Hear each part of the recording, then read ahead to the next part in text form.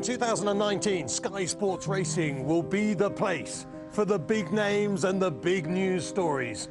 And when it comes to equine beasts, they don't get much better than the champion chaser, Altior.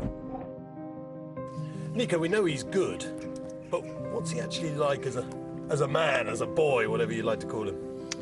He is the boss. He's exuberant, extravagant.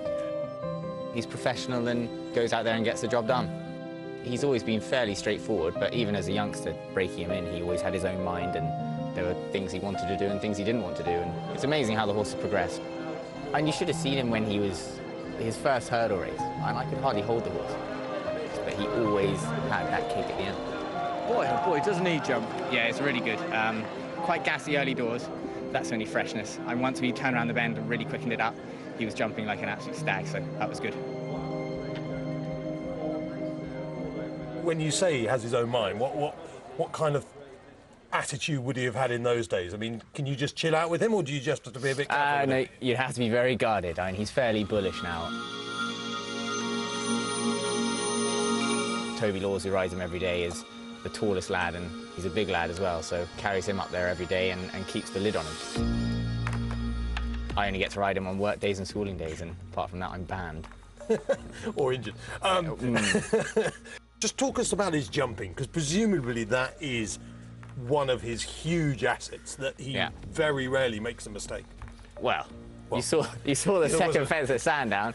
He came up and stride early. I did say very rarely. Yeah. You know, he's very economical. You know, he gets from A to B as quick as he can, and that's the name of the game, isn't it? You know, everyone likes flair and flamboyance, but if you're not quick over them and quick away, you're losing lengths and losing ground, and he's very quick over them. You could argue that almost his best performance was still the Supreme Novices Hurdle, in that he smashed up Min, who, of course, would come back and try and haunt him as a chaser later in his career, and he smashed up Boinville, the champion hurdler, and I know Boinville's career went a different way and he's come back as a hurdler, but just that piece of form is something extraordinarily special. Well, I always go back to that Supreme Novices, and I think that was one of the best races in the era that I've been riding anyway, and it was a very, very special race. So you go through all the horses there, and I think go down to 10th place, and they've all come out and done amazing things. It was just an incredibly hot race. I don't think we realised it at the time. I'm sure we will see him step up in trip at some point, but right now, I'm lucky that I can leave that to the boss and his owners. At some stage, he's going to step up in trip, because his running style suggests that he will quite enjoy going a little bit further. I agree with you, and I can see 2.5s here and there. There's one at Ascot, if we didn't go Clarence House, and there's one at Aintree. But I know you're stuffed at Cheltenham, though, aren't you, Nick? Well, that's because it. You're not going to want to win a Ryanair with him, are you? No. What's the point of going Ryanair when you've got the champion chase? Yeah. And I agree with you. I accept you will, and we'll be called wimps and wets for not breaking out. It's rather like, remember when they moved Frankel from 1 mile to 1.25 miles, 2 furlongs, and there was a big thing, would he stay, would he stay? I'm sure he just stayed 1.5 miles, and I expect Henry knew that too. I don't know, but they never did, because they never needed to.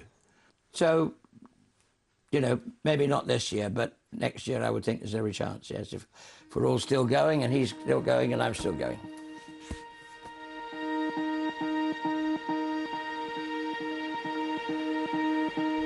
And on a personal level, Nico, as you say, when he started, you were a conditional. Now you've ridden some of the best horses in the land. You've won the biggest races, obviously not on a Nicky Henderson horse, but you won the Cheltenham Gold Cup on Conagry. It's been an incredibly powerful career, hasn't it, in a very, very short space of time, really. It doesn't feel like a short space of time. Don't forget, I've been in this place since How old are you now? I'm 29, going 30. Just married. Yeah. Kid on the way. Yeah. So it happens. It feels like it's been a steady burn for me. You know, I started here when I was 19, so I've been in this place nearly 10 years. So. You're riding. What do you think is your strongest asset? I think my strongest asset would definitely be, whilst we're out in the country, you know, jumping from fence to fence. You know, a bit more of that hunting style, I'd say. Well, you've hunted him round brilliantly so far, and let's hope that he just carries on treating us to tremendous performances, because he's a very, very special horse, aren't you? That would be the dream. What? That would be the dream, wouldn't it?